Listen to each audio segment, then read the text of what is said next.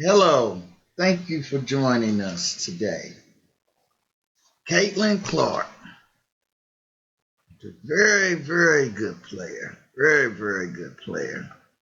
And today I would just like to look back on some of the trials and the tribulations that this young lady has has has been going through. I'm sorry. I don't know about you, but that's insane for a 22-year-old woman. We're talking about a player who's an absolute game changer. And now Clark comes up with a steal. Clark thought about pulling up from three, will dip inside and lay it in. She stepped into the league as she owned it, shooting from long range, dropping dimes like it's a piece of cake, and bringing a whole new vibe to the league. You hear lots of fans dropping heartwarming comments that they only tuned in to watch the WNBA just to watch CC play. Now, after Caitlin had put in so much work during the season, she won Rookie of the Year. She decided to take some much needed time off. And you know, everybody deserves a break after hitting numbers like she did. Caitlin Clark was named WNBA Rookie of the Year yesterday as announced by the league office. Clark received 67 of 68 votes. She dipped out to Europe, catching some fresh air, playing golf, and living her best life. But what many fans, as well as the media, suspected was this vacation might be more like a low-key business trip, because rumors flying around were that European teams were pushing hard to secure the bag and get her on their roster. Now, you might be thinking, why Europe? Isn't the WNBA a world-class league? And you're right, the WNBA is top tier, but European basketball, it's a whole different ballgame. They are miles ahead of the WNBA. Let's not even talk about the salary. I did a lot of research, and living here in Indiana, I just haven't really seen any indication that Caitlin is going to play in Europe or been playing in Europe or anything like that. And I know a lot of people have been saying things like that. And here in Indiana, we just haven't seen that.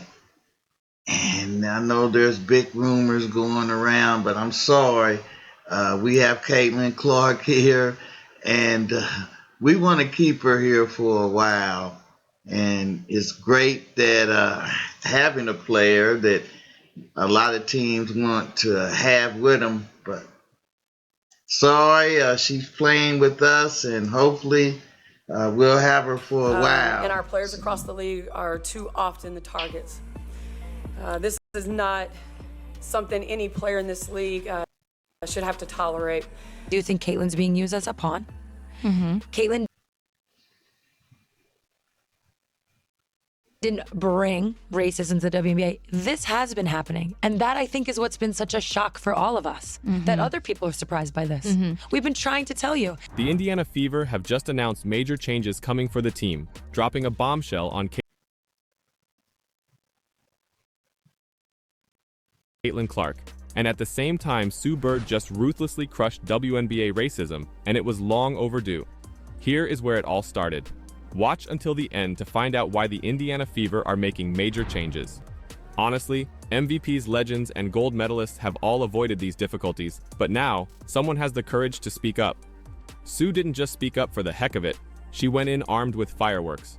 And this has caused a major reaction from the Indiana Fever camp. Before we continue, there is one thing I want to reset, that we want to reset, and it's the language being used around fans. Fever fans, Caitlin fans, new fans. That actually has to go. Do you know what the best part is? She knew it may ruin her career, but she didn't hesitate. Sue Bird went into the entire system in a no-holds-barred podcast with Megan Rapinoe, questioning why Caitlin Clark is the focus of so much racist hatred, why her incredible accomplishments and increasing sales are being disregarded, and even hinting at a league plot against.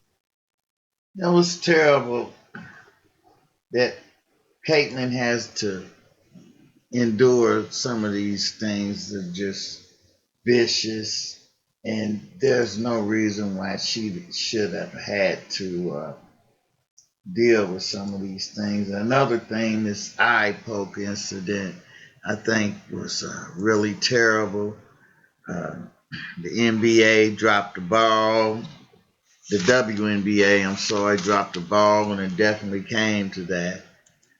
Carrington should have been suspended, maybe even put out of the league. I personally think that she did it on purpose and should have been no reason for that. And then you have the WNBA commissioner wearing her Liberty themed dress and the disastrous, I'm sorry, way that she handled the CC situation. They should turn the page, and a new commissioner should definitely be needed. It's just ridiculous. Uh, the WNBA, I don't know what Let they me were explain. thinking The about. collective I really don't. It was just ridiculous. Let's hear what just Jason Whitlock has bargaining to say. agreement for the WNBA is likely going to expire on October 31st, 2025. I believe their players, their union, has a chance to opt out of their CBA November 1st. They can opt out of the CBA, which would mean it would end October 31st, 2025. That's next year. This is likely to happen. These WNBA players are irate about how much money they get paid. Why are they willing to go to such extremes? Well, it's simple. These athletes are tired of not being able to make a living wage from their sport. They're watching players like TAKLK secure massive endorsement deals while they struggle just to pay their bills. It's creating a powder keg of frustration that's ready to explode.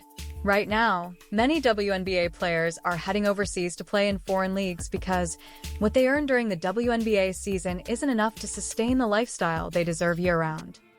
These women already, half the WNBA right now is overseas playing in some foreign league right now because they don't make enough money during the WNBA season to take care of themselves at the level they want to for all year. They're already playing in rival leagues. They're already competing in rival leagues, not because they want to, but because they have to.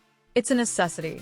This situation highlights the glaring financial gap in women's basketball and shines a spotlight on the potential for an alternative league that could better meet their needs. An option where players wouldn't have to choose between chasing their passion and making a living. They're already playing in rival leagues. Why not start a rival league?